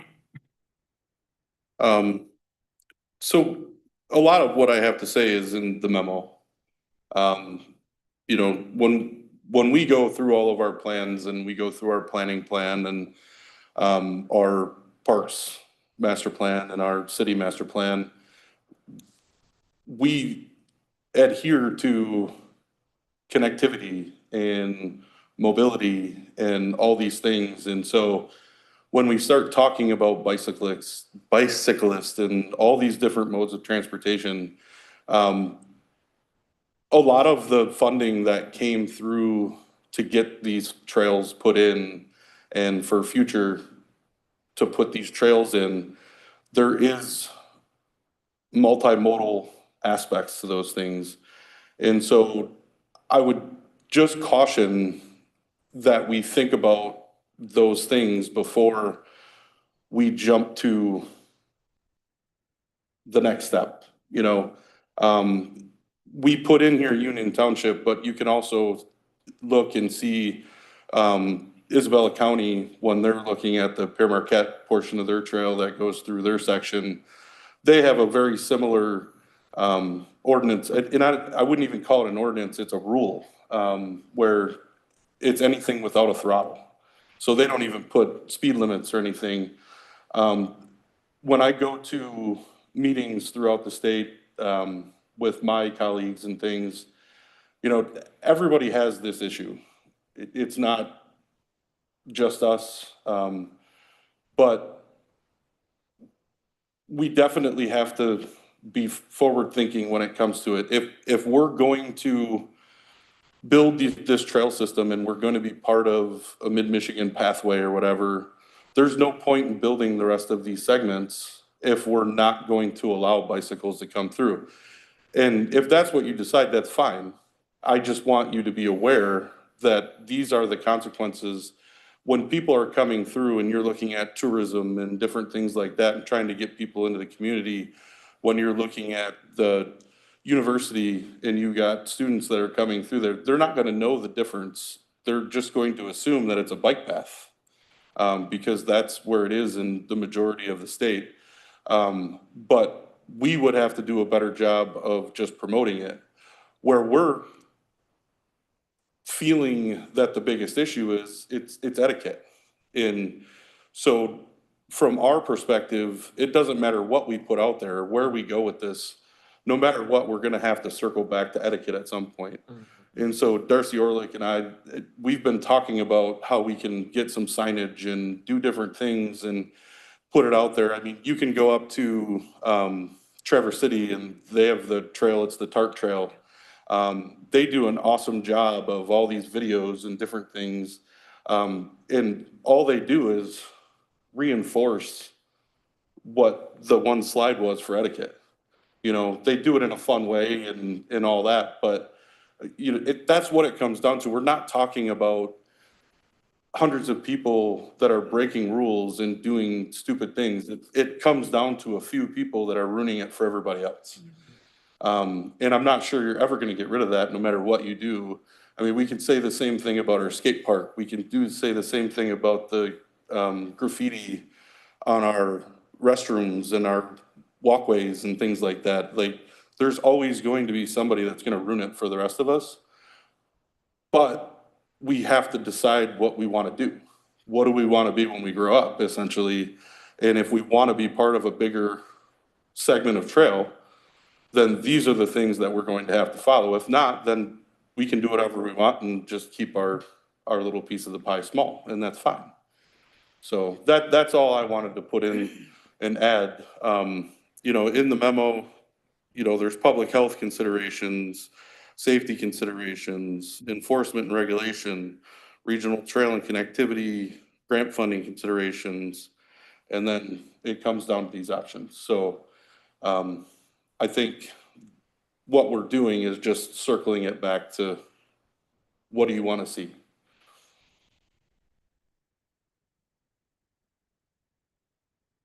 Well, I want to tell you, I've really waffled on this.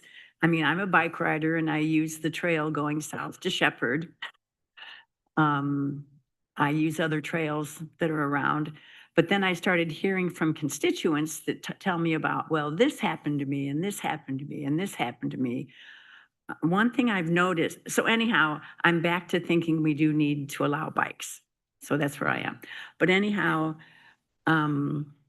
nowhere do I see in our ordinance the word scooter. Is that intentional? This is just a bicycle ordinance. Okay. We have a separate ordinance for scooters. Oh, okay. Okay. Yeah. Thank you.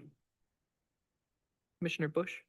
I definitely hear what Director Briscorner is saying. I do think that's so much the case with Parks and Recreation, is that when you're trying to have a good time, there's always somebody who wants to ruin it for the rest of you or rest of us. And if we can't enforce, a speed limit, I mean, we're definitely not gonna be able to enforce, a complete ban, which honestly, I think it also, I mean, it just kind of looks bad to me too. Like I think that would be a pretty extreme action for the city to take. I like option 3. I agree with the consistency. It seems complete. That's where I like to see these proposals this way, so at least we feel like we have some choice to make. And I like option 3. Other members of the commission? Commissioner Zhang? Eventually, when the parks trails become part of this interstate line that gets a lot of people through there, that could change a lot of things. Now, the ordinance we're looking at adopting is for right now. Of the 3, certainly I agree with Commissioner Bush. The third one is the best, although I still do not like the idea of electric bikes. Anything that we can do not to speed things up, not to make it faster in the trails. These are parks, and the multimodal funding is important for the city to help finance things. But these trails were put in a long time ago for community use in the park, and a walk in the park is different than dodging traffic. And so I'm concerned about the long-term effect of our decision. And what we're looking at doing now. I appreciate those comments earlier from the person from the audience who commented about bicycles. And I think we need to keep in mind those comments as to try to separate the walk in the park from bicyclists who are trying to get from one place to another. Other commissioners who haven't spoken yet before I come back to Al Sager? Did you want to? Commissioner Al Sager, yep. I took advantage of riding an electric bike today, and this friend of mine thought it was a class 1 bike. But then she showed me the throttle. And at first she told me the wrong way to use it, so I said it doesn't work. But I had a little boost up button and a boost down button. And then once I learned which way to turn the throttle, oh my gosh, it gave you quite a boost. And for the most part, I was probably between 10 and 14 miles per hour. And this is me getting used to it, wearing my helmet. But anyhow, she does not have a class 1 bike. But I do think when we get the trail going all the way through town, if you're a serious biker, you're going to stay on that trail, and you're not going to spend a lot of your time in the city parks. That's my opinion. Would you think that people would pass through them though? Don't spend time in them, but would use them as a thoroughfare? It depends where the trail goes. Okay. Gotcha. The GKB River Walk, it's gonna like that, like, because that's on the like in the periphery of what we're talking about and everything. That trail kind of mirrors like what the Clare to Midland like rail trail, isn't it, or anything? Like basically, I'm just looking at like I pull like just maps on OpenStreetMap, and like there are numerous in like long range bike trails throughout the state. I'm looking at one that goes again Clare to Midland, and then that cuts over to Bay City down to Frankenmuth, for example, and it cuts east to west through the state. But and there's really nothing that goes through the center of the state though. And so it is a big thing for tourism. But if you look at Midland's bike system, I mean, Midland has great park system. They have great access, and they route like their bike, their statewide bike trail right through their downtown area, right through like where other people, pedestrians would be around. it can be merged together well there. And I think it is a big draw to tourism of like having that connection. Because again, There's a walk. do you mind if I pull up the map? It'd be under open street maps of. So, yes, the point of those trail systems are for the tourism. Yeah. And the whole idea is to get them into those stops. They want people to stop in town, and so you have some bicyclists that will take trips and stop at locations throughout, and that's why some of them have those e-bikes, is because they get to a certain point and they need that little extra push to get them the rest of the way. Yeah. But yeah, so right now, the portion that we're talking about for our system, we call it the GKB trail when it's in the city because there are some loops and different things. But ultimately, what the original goal was, and this has been happening since they started putting this in, is the Mid-Michigan Pathway, which would stretch from the Fred Meyer Trail to the south, all the way to the Pure Marquette to the north. And so it would connect you from Ithaca all the way to Clare. Gotcha. And yeah, thank you for that. I think I'm on the same page there. I was trying to describe a map that I alone have in front of me, so I apologize to my fellow commissioners there. But I just think the point is that I don't think it's as scary a thing. I don't think it's something that we have to be terribly concerned about of having like a path route through the city. There is just kind of like the point that I wanted to emphasize as we're working on this plan. I know we're having back and forth of the south connection there and everything, but overall I do want to just kind of voice that support for that there.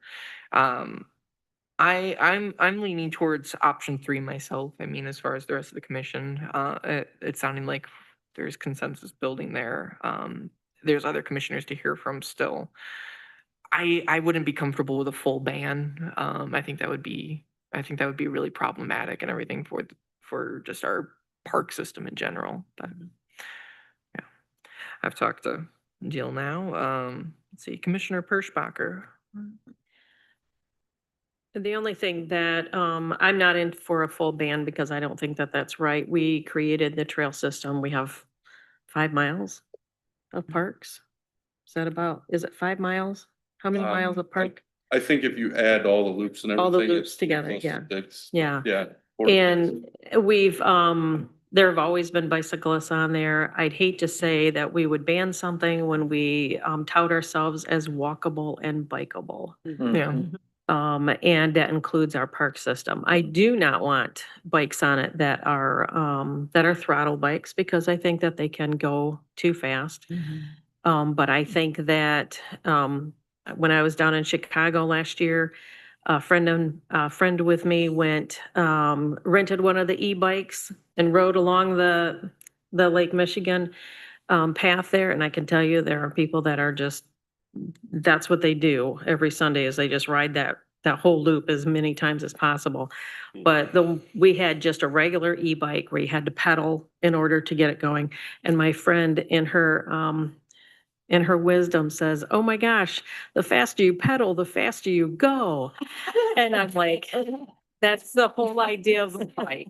But the thing is that if you stopped pedaling, it would take you a little further than a regular bike, but it wouldn't, you had to boost it to get it going on your own, to get going faster. So I think that a class 1 bike is appropriate for our paths. But not 2 or 3. Not 2 or 3, no. Even with a speed limit of 10. Many of those bikes don't have speedometers. So would that take us? Today, So would that go back to option 1 of like you'd be interested in like just maintaining the ordinance as we had originally crafted? Well, I think that it says that, well, if they go up to 10 miles an hour, but how exactly would we gauge? Yeah, gauge it. Would we put those little traffic signs out? I tell you how think that fast we you're would, no. I think that's up to the operator of the bicycle. Yeah. That's part of being responsible. But again, the throttle bikes, a pedal bike can go equally as fast. So if you're not gonna obey the speed limit, I don't care what bike I put a person on, they're just gonna get more tired on a fully human powered bike versus a throttle bike. So the problem will eventually solve itself because the person will be all pedaled out. But again, for consistency with Union Township, they do a 10-mile-per-hour, no ban. Yeah, Commissioner Bush. I don't want to ask any kind of compromising question of law enforcement, but I get the impression that this is probably one of those statutes that is, there's not going to be a police officer sitting there, and if you're going 12 miles an hour, you're going to get a ticket. It's going to be if you're recklessly going 18 miles an hour, and it's obvious that you're not taking other people into consideration. I want you to think about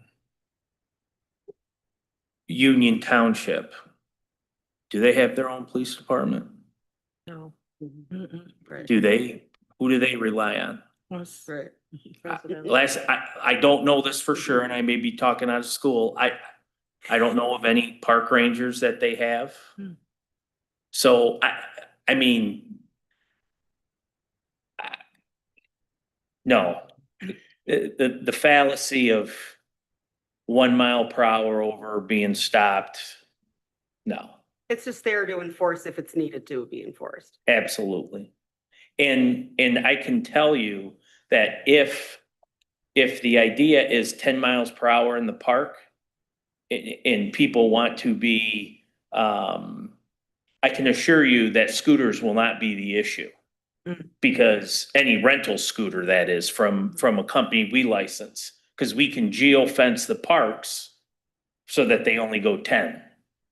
So that's very easy to do. And the idea that we're gonna have all these scooters flying through the park, again, 10 still, you can argue 10 is fast, I get it. But it's not gonna be speeding if that's what whatever we set the speed limit to, if that's the way we're going, the scooters, I can assure you, will not break that are rented in the city. That's appreciated, I think. Vice Mayor? Okay, I'm sitting between 1 and 3. 1 is very, like what we had initially talked about. 3, the advantage, or at least the benefit of connecting with Union Township if we want some kind of continuity. So I recall at a certain point where I talked about speed limit and we said we're not doing speed limit, but here comes Union Township with speed limit. So, okay, here's the thing.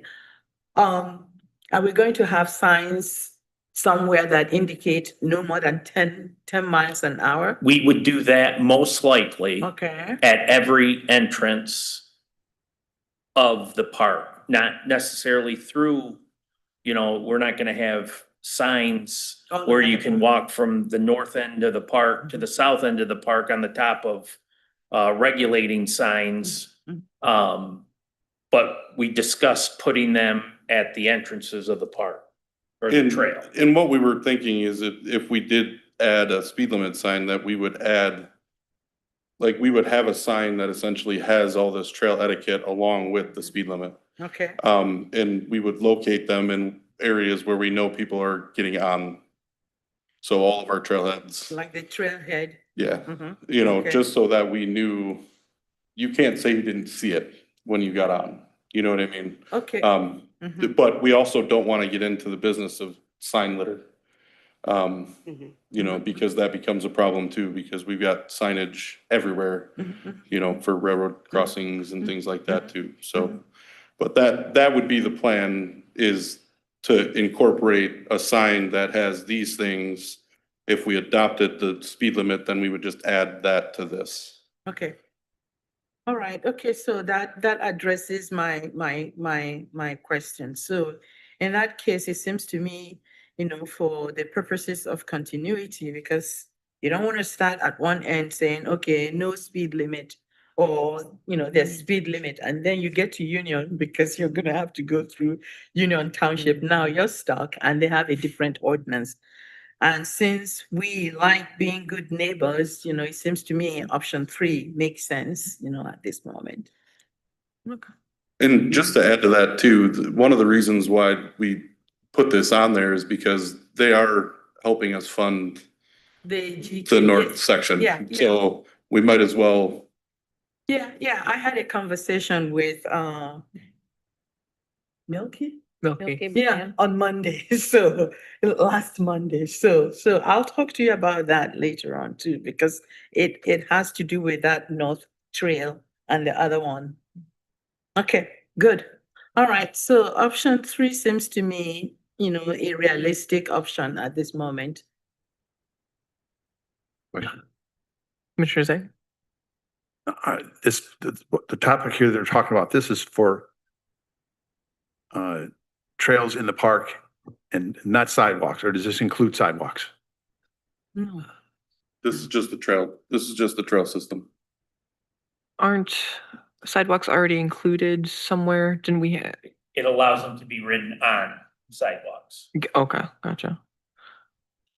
But the sidewalk ordinance is separate. Yeah, the sidewalks would be separate, but. Yeah. Commissioner Rollins, any thoughts, comments? Well, I was going for option 2, but after much thought, that option is totally unenforceable.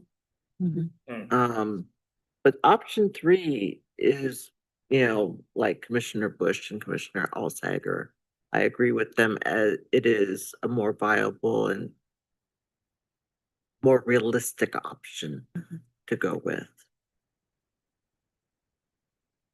Let's see, Commissioner Zhang, going back to your concerns about sidewalks, your interest there as far as this is a work session, like. I just want to make sure that I'm understanding that we're talking about bikes being on the street when, when they're not in the park. And in the park, we're considering this so they can ride on trails through the park.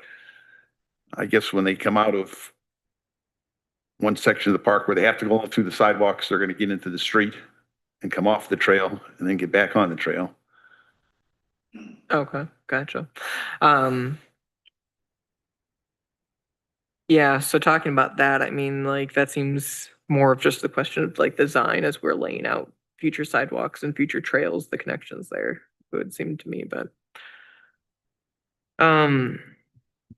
Let's see, other members of the commission, questions, concerns? It sounds like largely there's the interest in the option 3 there. And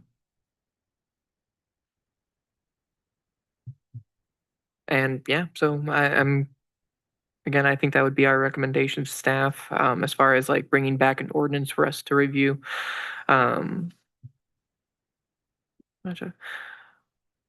Director Loria, do you feel comfortable with that? Yeah, I do. Okay. Is there additional, information? I do want one additional consideration, or I'll ask for permission. In that previous ordinance, there was a requirement that every bike be outfitted with a bell or other device. I would argue that a person's voice is a device, at least mine is. But some people may not project as well as I do. I would like to be able to amend that so that not every bike has to have a bell. I think I know a lot of them come with it. I know our scooters have them on, whether or not they're working, but I think we should include audio signals, i.e. voice commands, passing on the left, and allow those. The previous ordinance didn't do that. And Director Biscorner told me that. And so I'd like permission to change that language as well. I just didn't want to do it behind your guys' back. Commissioner Alsager. I'm going back to the slide that's before this one, the trail safety and etiquette.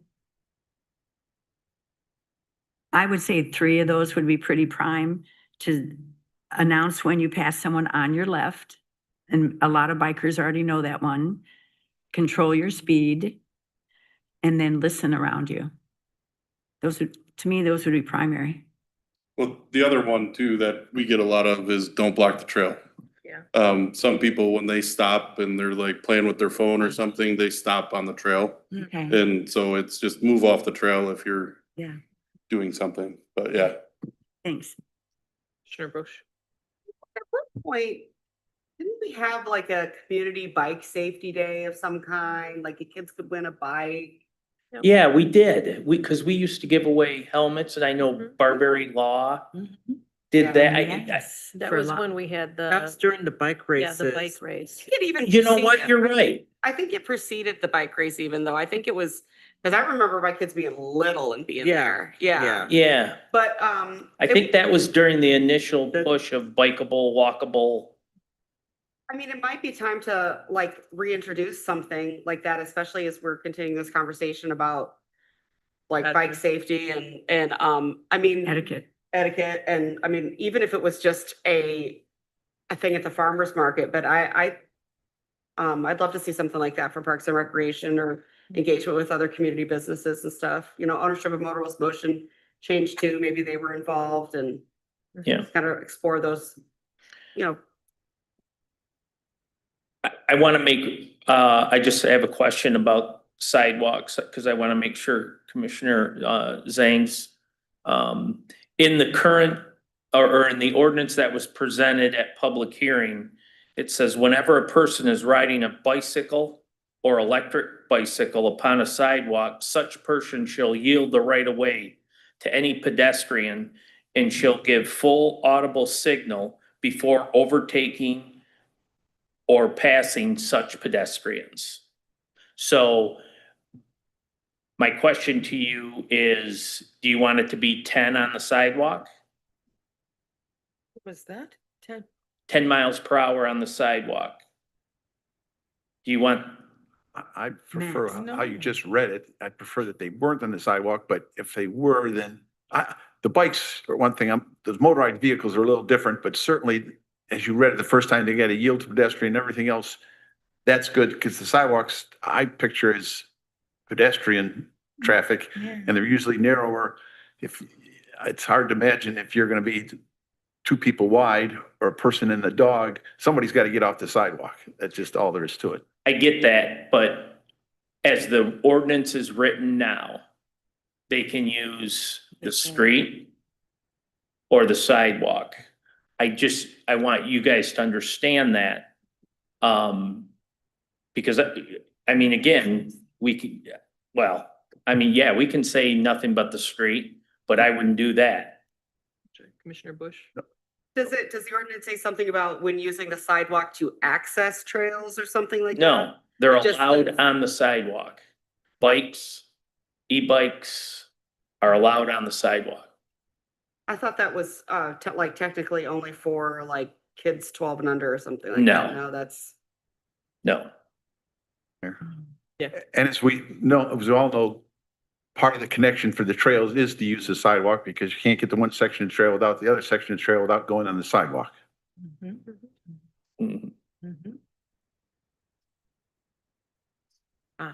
I think the I think how it's currently written is good, of like yielding. That's how it is now. So let's And not then- fix it if it isn't. And then I would imagine that the 10-mile limit would also apply to that as well, because we don't want to just say that there is no limit on the sidewalks or anything. So it's still upper limit of 10 miles per hour, but you Yeah. need to yield and everything. So And if you want to go faster than that, then get out on the side of the street. that sounds good. Okay, I'm good. if you got a lot to work with there. Yeah, I'm just, any other comments, questions, concerns? No, Okay. just update. Good Thank work. you. Good Thank you work. for working on this. Thank you. Once again, I ask if we should institute a attendance card that could get punched, attend 10 meetings in a row and win a prize or something. Win a prize. Yeah. There might be interest. Okay, let's see, that's the end of our work session this evening. We have two closed sessions of the same topic. I believe last time we discussed it, we could do it as the same motion to. We need to give time to clear the, Yeah, so we would probably want to do the motion and then we can like recess after that to clear the well and everything. So with that, is there a motion? Is there a motion on the table? To move into closed session? Yeah, Yes, I move that we move into closed session. got to read the language. Oh, yeah. Yep. Okay. All right, move into closed session pursuant to subsection 8H of the Open Meetings Act to consider material exempt from discussion or disclosure by state or federal statute. Second. There's a motion and a second. Do we need a roll call vote for this or thank you. Clerk Wixon, when you're ready.